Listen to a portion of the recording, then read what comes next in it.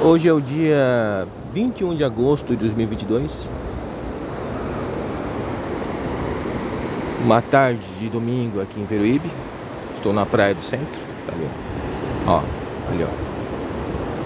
O Morro dos Tatins como referência. Ali no fundo, estão vendo? Ó? Morro dos Tatins. Ali. O famoso prédio redondo. Ali, ó. Tá vendo só? Normal.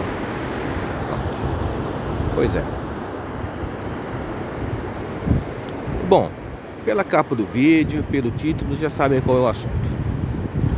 Daqui a poucos dias, cerca de 2 semanas, o Brasil comemorará o bicentenário da independência. Pois é, há quase 200 anos, Dom Pedro I, aquele grande homem, tá? Foi um grande homem, foi uma pessoa muito importante para o Brasil, né? Proclamou a independência do país. Ele era herdeiro da coroa portuguesa e mesmo assim fez a opção pela independência. Mais adiante, ele deixou o trono para o filho dele, o futuro Dom Pedro II, né? E retornou a Portugal, onde, aliás, se tornou rei também. Foi o Dom Pedro V, se eu estou enganado, tá? Em que ele entrou até em guerra contra o irmão dele, como é que é mesmo o nome do cara? O Dom Miguel, né? Que, aliás, também participou do exílio da família portuguesa aqui, só que na nossa história é um ilustre desconhecido, né? O Dom Miguel morou aqui, né? Foi para Portugal, teve essa disputa dinástica, né? Essa disputa, né, entre eles, mas no final ele acabou se tornando rei, né?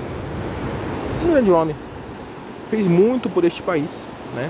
Mesmo que este país não, digamos assim, atualmente não haja uma, digamos assim, ele não é tratado da forma devida, tá? Vamos colocar dessa maneira, né? Porque o que acontece no Brasil hoje é essa vergonha em relação ao nosso passado, né? Porque isso aí é imposto ideologicamente. É imposto dessa forma, né? Que o Brasil não tem algo de bom para lembrar quanto ao passado do país. Não existe algo de bom para lembrar, né? Eles fazem isso. Eles estão fazendo essa canalice com a gente, né? De que o Brasil não tem uma boa história, o Brasil não tem uma boa relevância, que não sei o que, toda essa conversa, sabe? Isso é tão ridículo, né? Isso é tão vergonhoso, na minha opinião. Como é que pode? Como assim? O Brasil não tem nada de bom para mostrar? Como? Como é que vocês podem se atrever a falar isso do nosso país, né? Uma nação com o nosso território se manter unificada por mais de 200 anos, praticamente 200 anos, isso mesmo. Vejam bem, quando o país se torna independente, ele tinha um território parecido com o atual, né? Com um tamanho semelhante ao atual. É assim, houve uma pequena área lá que foi perdida para a Guiana Inglesa, para a Guiana Inglesa, mas fora isso, o território teve expansão. O Acre, que pertencia à Bolívia, foi anexado. Uma área lá de território que pertencia à Colômbia também foi anexada, tá? Uma pequena área lá do atual República do Uruguai, né, a Banda Oriental, né, como eles chamam, né, que está no nome do país, né, foi anexada ao Rio Grande do Sul, né, onde, aliás, fica a cidade de Uruguaiana. A cidade de Uruguaiana fica nessa área que pertencia à antiga província Cisplatina. Ou seja, o território teve até expansão e se manteve unificado, apesar das tentativas em acabar com a unidade nacional, né? E a monarquia, criada pelo Dom Pedro I e mantida por muito tempo pelo Dom Pedro II, foi importantíssima nesse papel. Mas o que acontece? A gente vive num país em que só se fala que a nossa história foi negativa, né? Que nada de bom aconteceu no nosso passado, né? Que nada aconteceu de bom, que não há nada que se possa dizer que é bonito, que é bom, que é durável. É isso, é desse jeito, né? Quer dizer, como é que funciona? Como é que o nosso país pode progredir assim? Se a nossa história, ela não é, como é que eu posso dizer, elogiada no que ela tem de positivo, né? Não, só se vê coisas negativas. Só se vê o que teve de ruim. Que, aliás, isso acontece em todos os países. Todos os países têm um passado com coisas lamentáveis. Mas o que é bom aqui não se elogia. Simplesmente não se elogia, simplesmente não se faz elogios. É assim. Não se elogia o passado deste país, tá? É desse jeito. Claro, isso se deve por questão ideológica, né?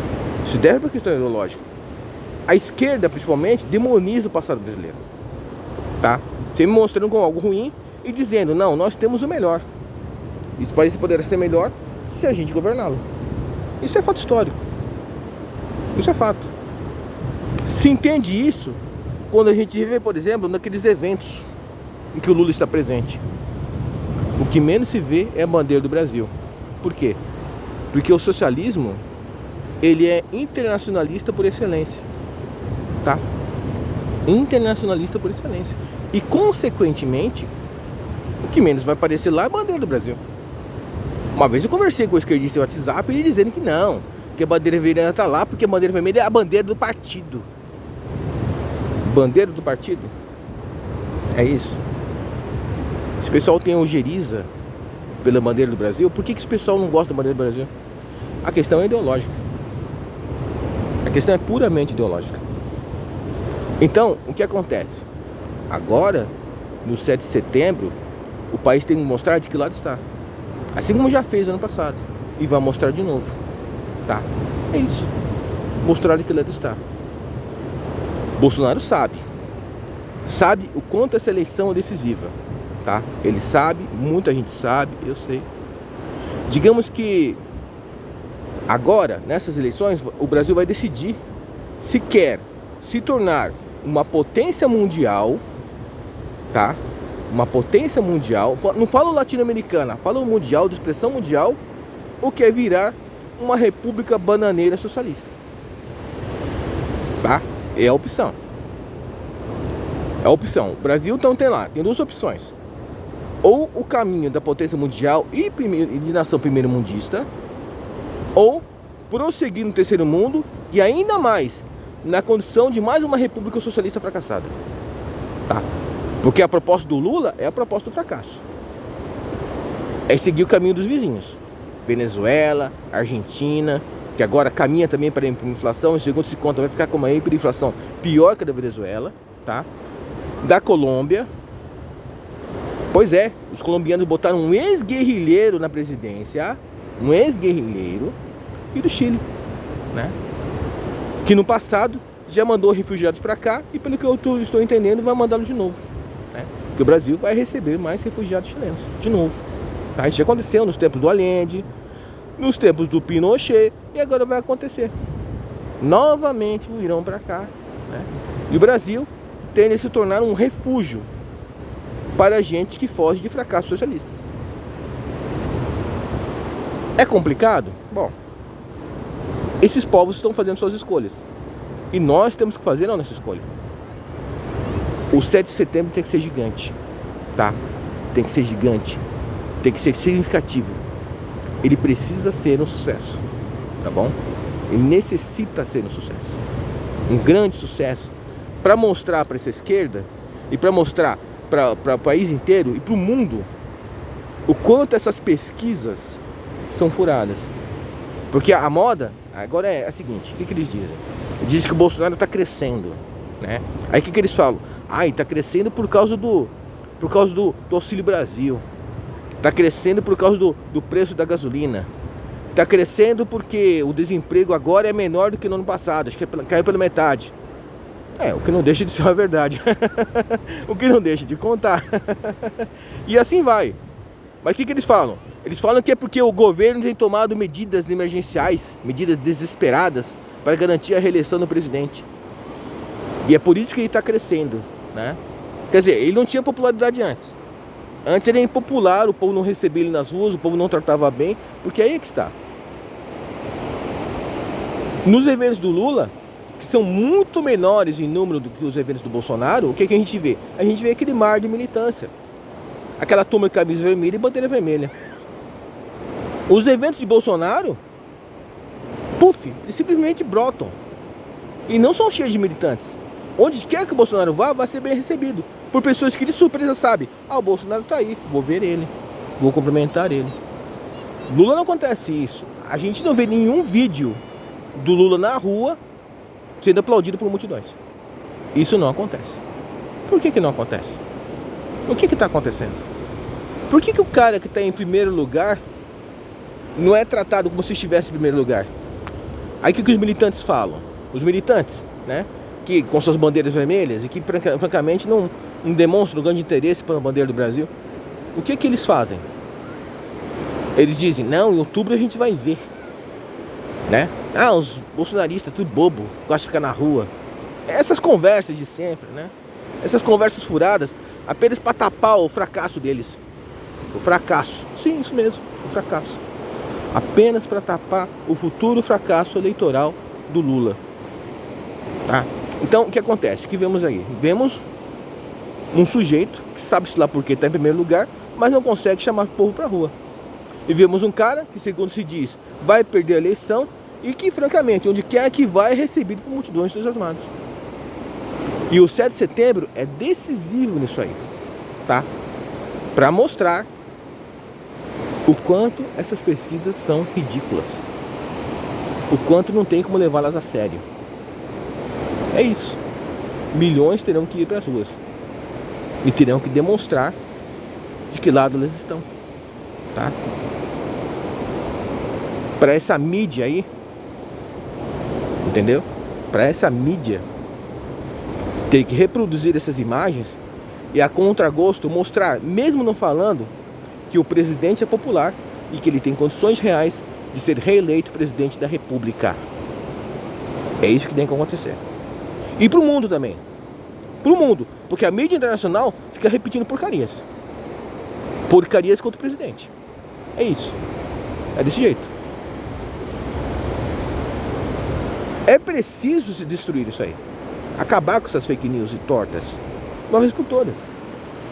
Alguns idiotas gritam, genocida, genocida. Prova que ele é genocida? Nenhuma.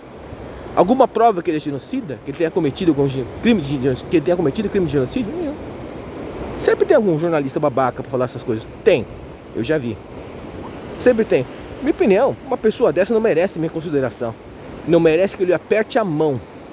Tá? É isso. Não merece. É ridículo. É patético.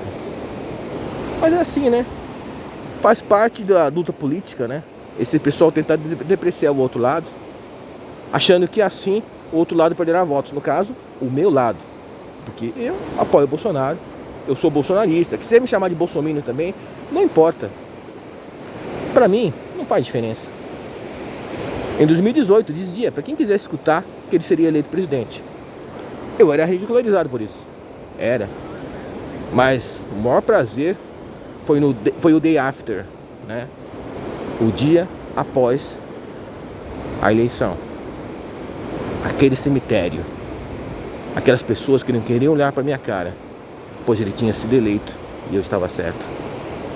E agora não vai ser diferente.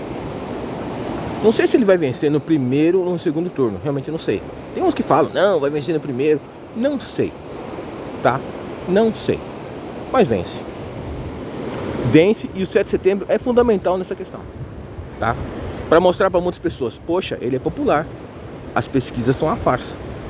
Por que eu vou levar as pesquisas a sério? O que está acontecendo? Ele é popular mesmo. Isso tem que ser mostrado para o país e para o mundo. O mundo tem que entender o que está acontecendo aqui. Isso é importante, tá? É importante na nossa relação com o mundo. Por quê? Porque o mundo vai ter que também entender que o Brasil não é aquela fantasia ridícula, tá? Criada por alguns já há décadas atrás, né? Como é que é mesmo? Do país do carnaval, do país do futebol, do país daquela alegria hedonista. Não. O Brasil não é isso. O Brasil vai ter que superar essa caricatura. E vai ter que mostrar para o mundo que não é uma nação de caricatura. Porque isso é uma questão que eu sempre lamentei muito, tá? A forma ridícula como nos enxergam lá fora. Isso vai ter que ser superado e o mundo vai ter que entender isso aí. Pô, qual é? Os caras pensam em floresta amazônica e acham que o lugar tá habitado por girafa, por elefante, por rinoceronte. Tem estrangeiro que pensa isso. Os caras não sabem nem que continente que a gente está. Não tem noção. Que isso? Ô louco. É absurdo. E é uma ofensa não apenas no Brasil, mas também nossos vizinhos sul-americanos, né? É isso. Essa questão vai ter que ser superada, tá? Para muitos estrangeiros vai ser um choque de realidade, né? Porque o que a mídia internacional fala? A mídia internacional fala que temos um monstro na presidência da República. E essa mídia aí, ela vai ter que informar que, ó, que o monstro foi reeleito presidente da República. Isso vai ter um peso. Vai ter um peso na relação do Brasil com o mundo, né? Porque eles terão que se perguntar, mas como é que ele foi reeleito? Não dizem que ele é um péssimo presidente? Pois é, isso vai gerar questionamentos. É claro, tem gente lá fora que não quer que o Bolsonaro seja reeleito. Por questão política, por questão ideológica e por questão econômica. A França quer o progresso do agronegócio brasileiro? Não quer, a gente já sabe disso. Este país já tem inimigos lá fora. Já tem inimigos. Quando o Bolsonaro falou em comprar diesel da Rússia, houve uma demonização do governo Bolsonaro no exterior. Eu vi isso, né? Com estrangeiros reclamando. Mas reclamando por quê? Por que eles estão reclamando? Comprar gás da Rússia eles compram, né? Mas o Brasil não pode comprar o diesel da Rússia. Quer dizer, esse pessoal não está preocupado com o nosso país. Esse pessoal está se lixando pro nosso país. Se o Brasil afundasse no mar, eles estavam dando na mínima. É assim que funciona. Tem gente que odeia nosso país, odeia. Tem gente de Portugal que acha que aqui não tem água potável, tá? Que acha que aqui não tem água potável. É absurdo. Como assim? Acho que a gente não fala português, como é que é? Fala crioulo, né, que eles chamam, né? Que nós não falamos português. É absurdo, absurdo. Absurdo. Pessoas claramente preconceituosas para conosco. Que é isso? Tem gente lá fora, não vou falar de que país, né, que nos apelidam de coisas horrorosas, tá? Usam apelidos horrorosos contra nós, tá? Nos depreciando como seres humanos, tá? É incrível. O negócio é esse. Nos depreciam, nos inferiorizam. Eu só digo uma coisa, essa época está acabando. E este país não vai ser mais amado. Este país terá que ser respeitado. Porque eles falam que amam o Brasil, mas amam o Brasil como se fosse uma coisa caricata, como se fosse uma coisa engraçada, uma coisa divertida. Eles não nos tratam como uma nação respeitável. Não nos tratam. E se incomodam com nossas escolhas. 7 de setembro vai ser a data da escolha. Da gente dizer para o mundo o que a gente quer ser.